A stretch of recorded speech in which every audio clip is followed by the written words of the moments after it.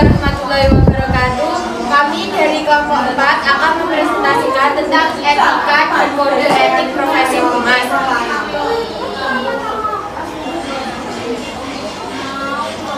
Memahami etika profesi. Kaiser Sutrawati Lubis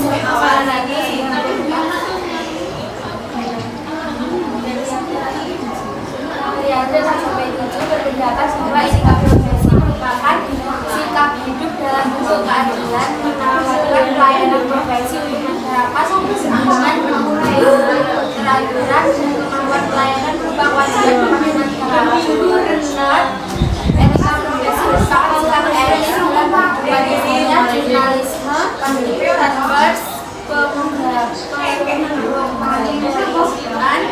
dokter dan profesional medis. Etika secara etimologi berasal dari bahasa Yunani yaitu ethos yang berarti perilaku kepatutan atau adat kebiasaan. Etika dan moralitas memiliki keaslian, namun keduanya memiliki perbedaan dalam tindakan sehari-hari. Berikut penjelasan filsuf Aristoteles mengenai etika dalam bukunya Etika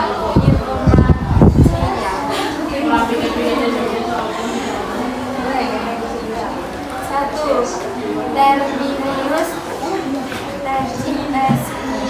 yaitu etika dikaji untuk ilmu pengetahuan yang mempelajari masalah perbuatan atau perilaku manusia. 2. Manner and practice berkaitan dengan metode dan kebiasaan sifat manusia mengenai konsep baik perilaku atau tindakan manusia.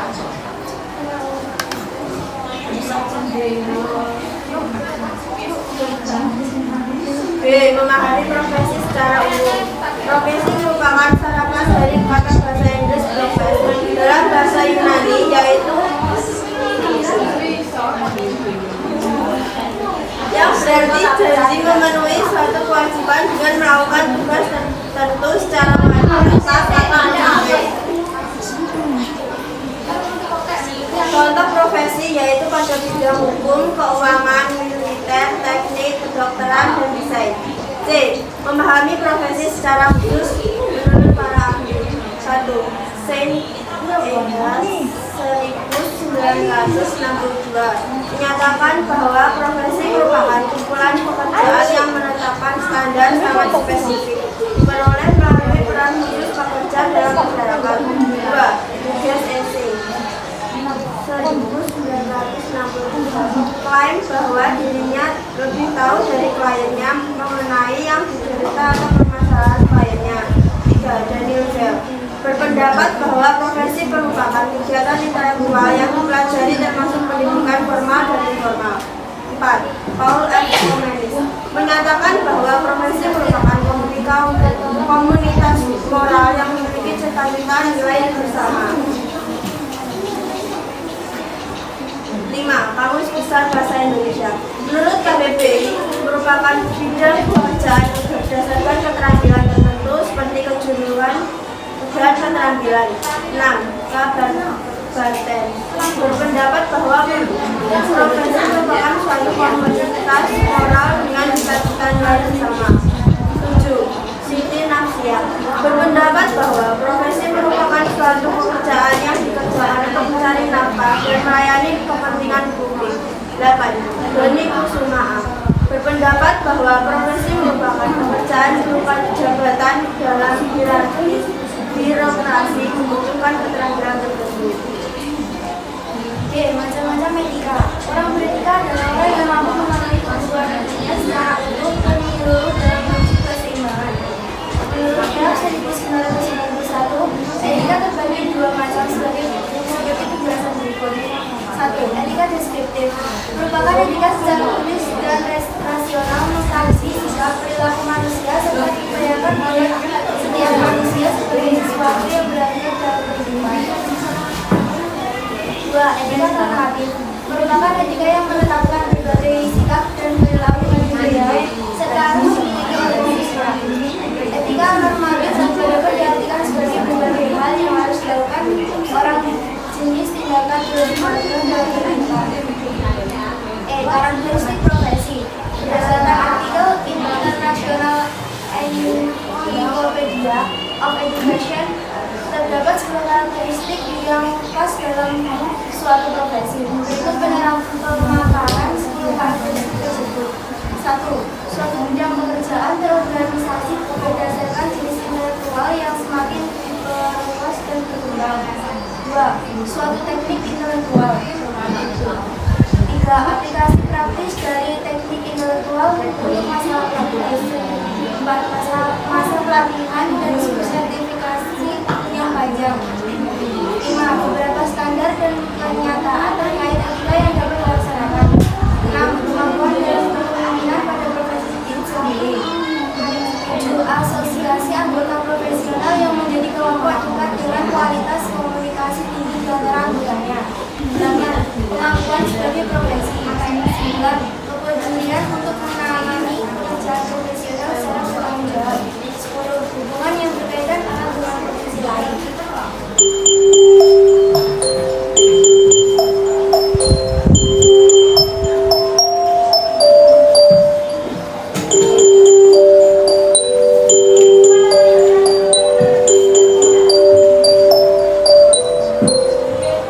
Waktu istirahat telah berakhir. Kepada seluruh siswa, silakan untuk memasuki kelas masing-masing.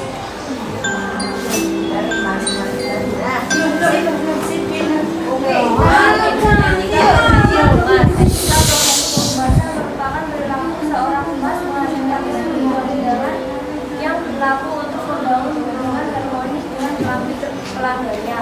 Kode etik bersifat mengikat secara normatif dan etis. Etika menguatkan tidak diberi secara baku karena etika bersifat non formal dan luas.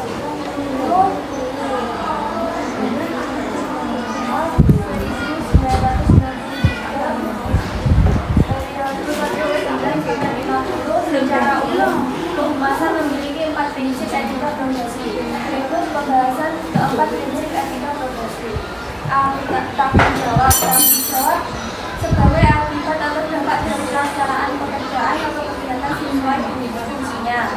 2. Tanggung jawab sebagai akibat atau dampak dari pelaksanaan profesi terhadap diri sendiri, rekan dan profesi, organisasi atau perusahaan serta masyarakat umum lainnya.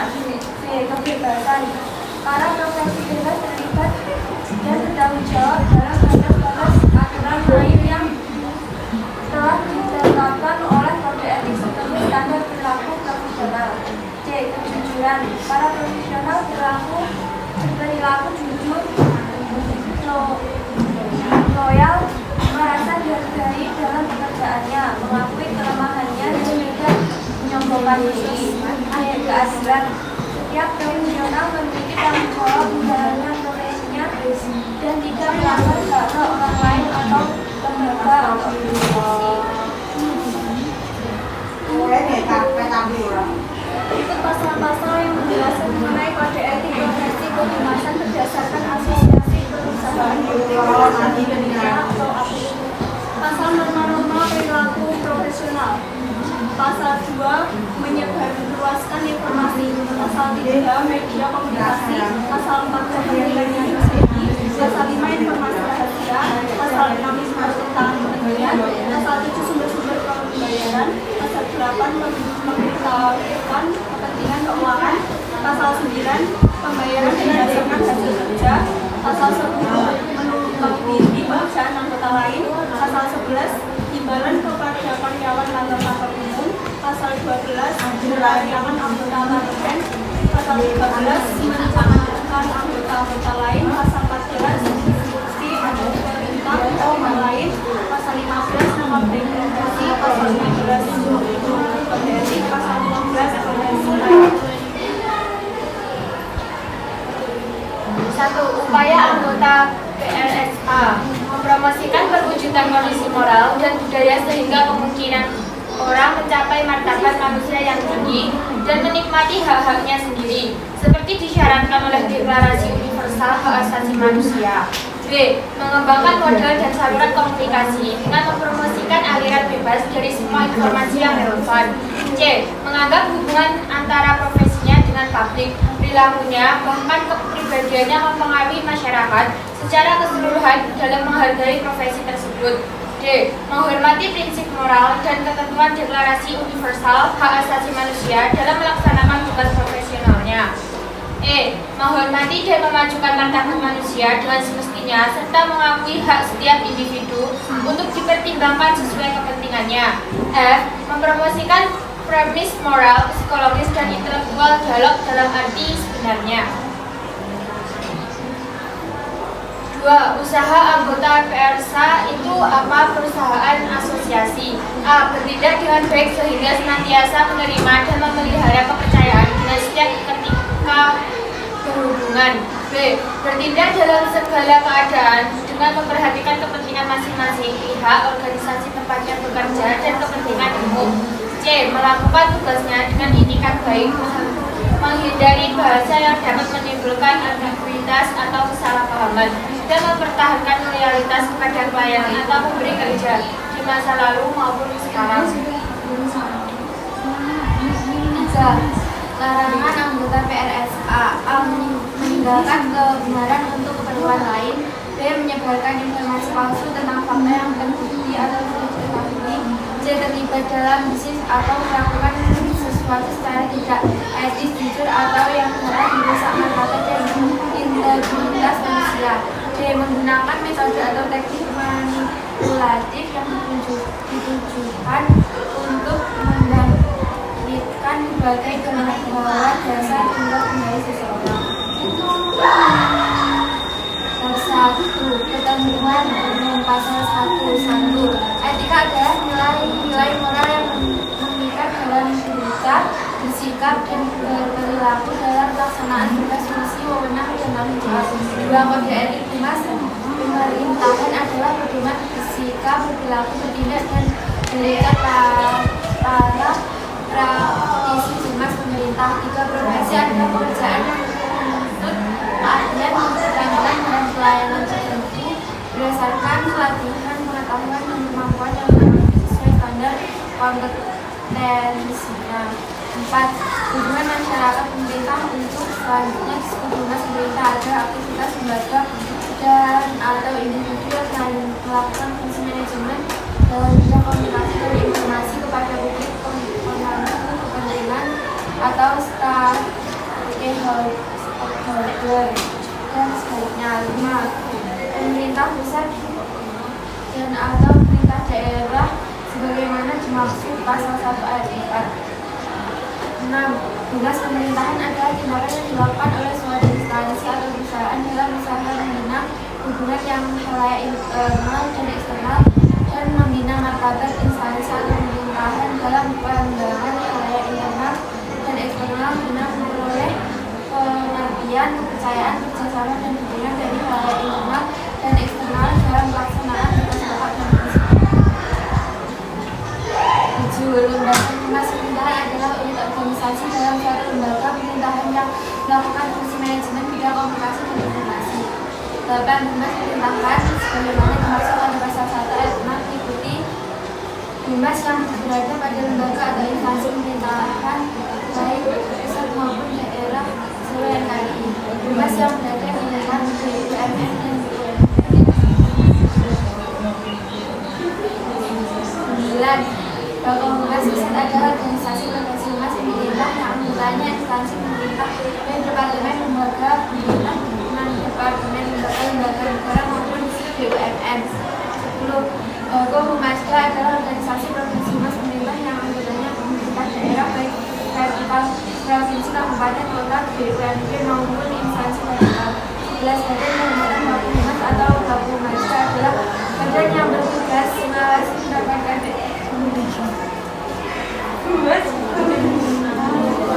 menetapkan sanksi atas pelanggaran.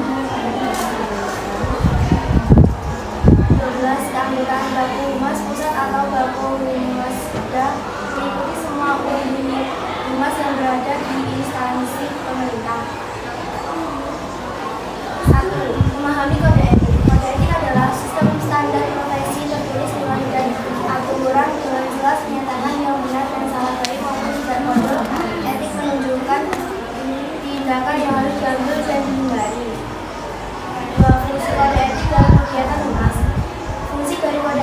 pedoman atau pelindung dalam pemenuhan tugas profesi untuk masyarakat sebagai seorang profesional. Berikut pemaparan 3 fungsi dari kode etik. Melindungi suatu profesi dari campur tangan pemerintah, mencegah terjadinya pertentangan internal dalam suatu profesi, melindungi para praktisi dari kesalahan praktik suatu profesi. 3. Macam-macam kode etik humas. 1. Code of 2. Code of Profession. 3. Code of Publication. 4. Code of Enterprise. Pentingnya kode etik untuk praktisi hukum. Seorang praktisi humas dapat dikatakan profesional apabila dirinya dapat memahami dan melaksanakan kode etik dengan benar berdasarkan profesi yang dijalankannya dan diharuskan memiliki keterampilan manajemen teknologi informasi yang tinggi untuk memenuhi persyaratan pekerjaannya. Semakin berkembangnya tantangan masa di era modern ini membuat persepsi tentang peran seorang public relation profesional dan kegiatan tidak dapat dipisahkan dari kode etiknya. 5. Dampak tidak dijalankannya kode etik humas. Kode etik humas adalah acuan seluruh pedoman yang harus diikuti oleh para profesional humas dalam menjalankan tugasnya secara bertanggung jawab. Seorang praktisi humas yang bekerja tidak berdasarkan kode etik maka akan mendapatkan penilaian buruk dari rekan seprofesi.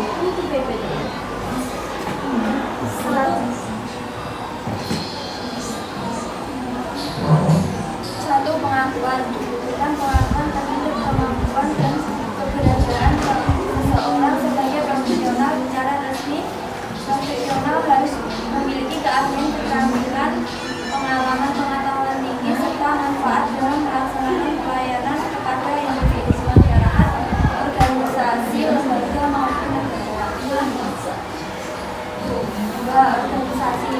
Tenaga profesional sangat diperlukan dalam memberikan pelayanan ide atau gagasan manfaat bersifat inovatif dan kreatif serta segala hal yang memiliki kaitan dengan kemajuan suatu perusahaan. Organisasi adalah suatu wadah yang digunakan dalam mengembangkan berbagai bentuk kemampuan dan keterampilan siswa profesional. Kriteria pelaksanaan peranan tugas kewajiban serta kemampuan profesional tersebut diikuti sesuai kriteria standar dari profesi kualifikasi dan level keahlian yang memadai. Seorang profesional juga diharuskan memiliki pengetahuan pengalaman yang jelas serta dapat mempertanggungjawabkan standar-standar operasional teknis dan kode etik profesi. Kreatif. Seorang profesional wajib memiliki kemampuan dalam mengembangkan berbagai ide dan gagasan yang inovatif, cemerlang, serta kreatif. Kemampuan ini bertujuan dalam tercapainya kemajuan bagi dirinya, perusahaan atau lembaga, serta produktivitas.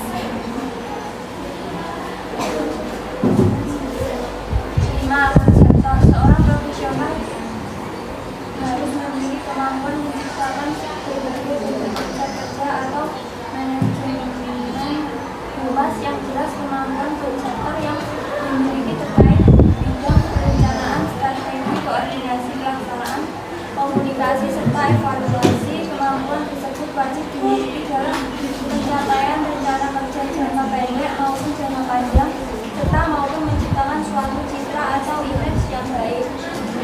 Sebelum presentasi kami tutup, apakah ada yang ingin ditanyakan? Ada. Perwakilan kelompok 1 akan bertanya mengenai pasal 11 imbalan kepada karyawan kantor-kantor umum. Bagaimana isi pasal 11 tersebut? Terima kasih. Izin menjawab pertanyaan dari kelompok 1.